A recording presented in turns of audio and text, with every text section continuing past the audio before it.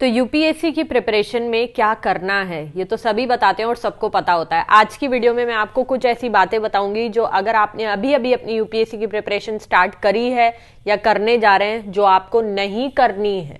ठीक है, कुछ ऐसी बातें बताऊंगी जो आपको बिल्कुल भी नहीं करनी है। अगर आप करेंगे तो अपना ही नुकसान करेंगे, फिर आप खुद जानिए अपना।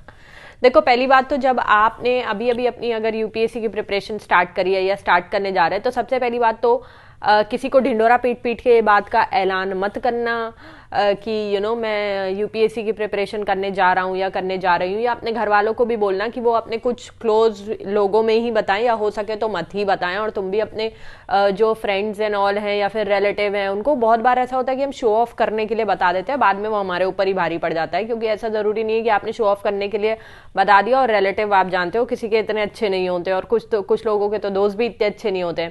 तो पॉइंट ये है कि अगर आप अपनी प्रिपरेशन अगर आपने अभी अभी स्टार्ट करी और आपने ढिंडोरा पीट दिया अपनी प्रिपरेशन का, या आपके पेरेंट्स खुश होके बताते हैं, ऑब्वियसली वो खुश होके बताते हैं कि हमारा बेटा या बेटी यूपीएससी की प्रिपरेशन कर रहा है, ताकि कभी उनका एग्जाम पास हो या बहुत प्राउड की फीलिंग हो, इसलिए वो बताते हैं। तो आप ऐसा मत करना और अपने पेरेंट्स को भी मना करना कि वो लोगों में शो ऑफ इस बात का ना करे। क्योंकि क्या होता है ना कि अगर आपका एक अटेम्प्ट में नहीं होता है या 2 अटेम्प्ट में नहीं होता है, तो बहुत सारे लोग ऐसे होते हैं या रिश्तेदार ही ऐसे होते हैं जो पूछ पूछ के आपको मार डालेंगे कि हुआ कि नहीं, अच्छा आपके बेटे का हुआ या नहीं हुआ। फिर वो रिलेटिव्स आपके पेरेंट्स से भी पूछेंगे, तो जाहिर सी बात है पेरेंट्स को तो बुरा लगेगा, आपको भी बुरा लगेगा। और ऑलरेडी यूपीएससी की प्रिपरेशन में इतना प्रेशर रहता है ना, प्रिपरेशन का इतना सिलेबस रहता है। अब अनसेड प्रेशर ले लो, फालतू का प्रेशर ले लो रिलेटिव्स का और फालतू के दोस्तों का, तो वो अच्छी बात नहीं है। ठीक है, तो ढिंडोरा पीट पीट के आप मत बताना अपने मुंह से कि you are preparing for UPSC. Show off मत करना और अपने पेरेंट्स को भी मना करना कि जितनी हद तक हो सके उतने हद तक इस बात को जाने दे। वो क्या कहते हैं, work hard in silence, let your success make some noise. तो हो सके तो वैसा वाला कुछ अटेम्प्ट करना। वीडियो में आगे बढ़ने से पहले मैं आप लोगों के साथ एक इम्पॉर्टेंट न्यूज या फिर एक गुड न्यूज शेयर करना चाहूंगी। और वो गुड न्यूज ये है कि अगर आप लोगों में से कोई भी मुझे ऐसा देख रहा है जो यूपीएससी की ऑफलाइन कोचिंग में एडमिशन लेना चाहता है, पढ़ना चाहता है, यूपीएससी की प्रिपरेशन करना चाहता है, बट वो इतना फाइनेंशियली स्ट्रांग नहीं है कि जो महंगी महंगी यूपीएससी की कोचिंग्स हैं उनमें एडमिशन ले पाए, तो पीडब्ल्यू यानी कि फिजिक्स वाला ने, जिनका ऑब्जेक्टिव ही है quality education for all at minimum cost, physics वाला बहुत जल्दी अपने जो यूपीएससी के ऑफलाइन बैचेस है वो स्टार्ट करने वाला है। लेकिन गुड न्यूज क्या है? गुड न्यूज ये है कि उन जो ऑफलाइन बैचेस फिजिक्स वाला स्टार्ट करने वाला है उसमें आपको 90% तक की स्कॉलरशिप मिल सकती है। जी हाँ, 90% तक का आपको स्कॉलरशिप या फिर डिस्काउंट मिल सकता है फिजिक्स वाला के यूपीएससी से रिलेटेड ऑफलाइन बैचेस में। अब बात ये आती है कि ये डिस्काउंट कैसे मिलेगा। तो देखो, 19 मार्च को सुबह के 9 बजे से लेकर शाम के 7 बजे तक एक फिजिक्स वाला एक ऑनलाइन स्कॉलरशिप टेस्ट कंडक्ट करवा रहा है, जिसको आप अटेम्प्ट करेंगे अगर, तो आपको आपकी परफॉर्मेंस के बेसिस पे फिजिक्स वाला का जो यूपीएससी से रिलेटेड ऑफलाइन फाउंडेशन कोर्स है उसमें आपको 90% तक की स्कॉलरशिप या फिर डिस्काउंट मिल जाएगा। जैसे कि मैंने बताया, ये ऑनलाइन स्कॉलरशिप टेस्ट है, तो ऑब्वियसली इसका मोड क्या होगा, ये ऑनलाइन होगा। इस टेस्ट में जिस भी सब्जेक्ट से जितने क्वेश्चंस पूछे जाएंगे वो मैं आपको यहाँ पे स्क्रीन पे दिखा दूंगी। अब बात आती है कि टेस्ट कौन कौन ज्वाइन कर सकता है। तो ये टेस्ट कोई भी ज्वाइन कर सकता है। फॉर एग्जाम्पल, आप यूपीएससी 2023 के लिए प्रिपेयर कर रहे हैं तो भी आप ये टेस्ट ज्वाइन कर सकते हैं। आपका लेवल ऑफ प्रिपरेशन पता चल जाएगा। आप 2024 के लिए प्रिपेयर कर रहे हैं तो भी आप ज्वाइन कर सकते हैं। आपने कभी प्रिपरेशन नहीं की है, बिगिनर है, तो भी आप इस टेस्ट को ज्वाइन कर सकते हैं। और अगर आपने पहले अटेम्प्ट दे दिया है, यूपीएससी क्लियर नहीं हुआ, तो भी आप इस टेस्ट को ज्वाइन कर सकते हैं। और अपने हिसाब से आपको जितनी स्कॉलरशिप मिलेगी, 90% तक की मैक्सिमम स्कॉलरशिप आपको मिल सकती है, तो आप उसको अवेल कर सकते हैं। और इस स्कॉलरशिप टेस्ट के थ्रू आप अपनी ऑल इंडिया रैंकिंग भी जान सकते हैं। ठीक है, तो इस वीडियो के डिस्क्रिप्शन बॉक्स में मैंने लिंक दे दिया है, रजिस्टर करना मत भूलिएगा क्योंकि ये गोल्डन अपॉर्चुनिटी है। ठीक है, दूसरी बात क्या होती है, जब हम नया नया यूपीएससी की प्रिपरेशन करने स्टार्ट करते हैं तो हम इतना ज़्यादा जोश में होते हैं कि कुछ 20 घंटे 15 घंटे पढ़ने का टाइम टेबल बना लेते हैं। मतलब बहुत वेग सा टाइम टेबल बना लेते हैं जो बिल्कुल भी प्रैक्टिकल नहीं होता है। आई डोंट नो, मेरे लिए तो 15-20 घंटे पढ़ना is not at all possible. अगर किसी के लिए होता होगा, कोई एक्स्ट्रा ऑर्डिनरी होता होगा, तो I can't say anything.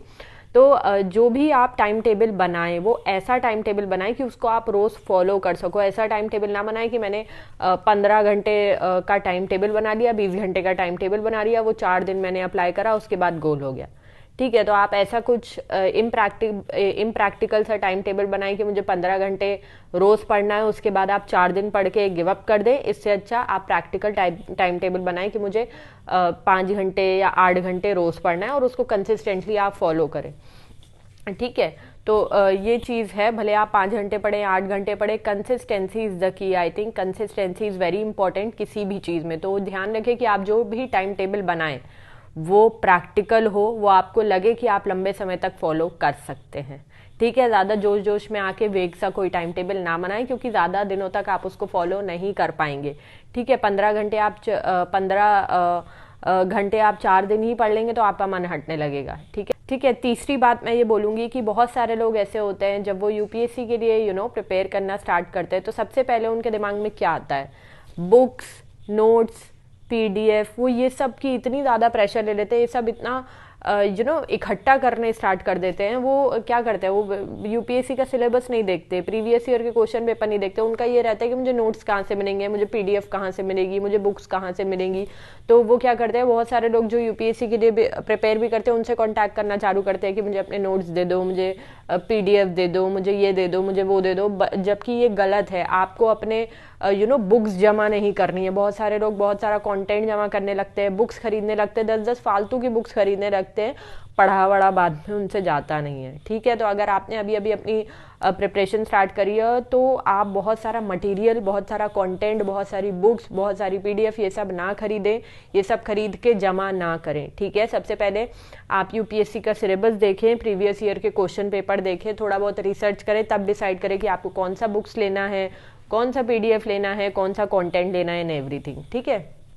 Fourth thing बहुत इंपॉर्टेंट और इंटरेस्टिंग है कि अगर आपने यूपीएससी की प्रिपरेशन स्टार्ट कर दी है, और अगर करी भी नहीं है बट आपने ये सोचा है कि you will start preparing for UPSC, तो भैया ये सब जो affair, love relationships, romantic relationships, हो सके तो इन चीज़ों में ना पड़े। I know I am sounding very may be don't know what, बहुत सारे लोग बोलेंगे कि मैं बहुत छोटी सोच वाली बात कर रही हूँ, बट नहीं, these things are distractions for most of the people. हाँ, हो सकता है 1-2% होते होंगे जिनके गर्लफ्रेंड बॉयफ्रेंड साथ देते होंगे तो वो बन जाते होंगे कुछ, बट मोस्ट ऑफ द लोगों के लिए ये डिस्ट्रैक्शन साबित हो सकता है। तो अगर आप देखो, अगर आप इन चीज़ों में पढ़ जाओगे तो आप डिस्ट्रैक्ट ही होगे ना, तो क्यों पढ़ना है इन चीज़ों में। ठीक है, इन चीज़ों में अगर आप अभी तक नहीं पढ़े हो तो अभी भी आप मत पढ़ो, इन चीज़ों से दूर रहो, अपनी प्रिपरेशन पे ध्यान दो। ठीक है, दोस्ती तक चलता है बट इससे ज़्यादा रोमांटिक रिलेशनशिप्स मत रखो। ठीक है, पांचवी और मोस्ट इंपॉर्टेंट चीज़ मैं ये बोलना चाहूँगी कि बहुत सारे लोग इग्नोर करते हैं न्यूज़पेपर पढ़ना, लेकिन न्यूज़पेपर पढ़ने की आदत आपको स्टार्टिंग से ही डालनी है। ठीक है, न्यूज़पेपर आपको स्टार्टिंग से पढ़ने की आदत डालनी है। हाँ, ऐसा होता है कि आपको स्टार्टिंग में समझ कुछ भी नहीं आएगा, वो सबके साथ होता है कि न्यूज़पेपर में आपको नहीं समझ में आएगा कि आपको क्या पढ़ना है, और न्यूज़पेपर पढ़ने में स्टार्टिंग में आपको बहुत घंटे लगेंगे, लेकिन ये मोस्ट इंपॉर्टेंट चीज़ है और इसका कोई भी शॉर्टकट या फिर ट्रिक नहीं है। तो आपको न्यूज़पेपर पढ़ने की आदत डालनी है, उसको बिल्कुल भी इग्नोर नहीं करना है। ठीक है, आज की वीडियो के लिए बस इतना ही था। आप लोगों से नेक्स्ट वीडियो में मिलेंगे। Till then bye bye, take care.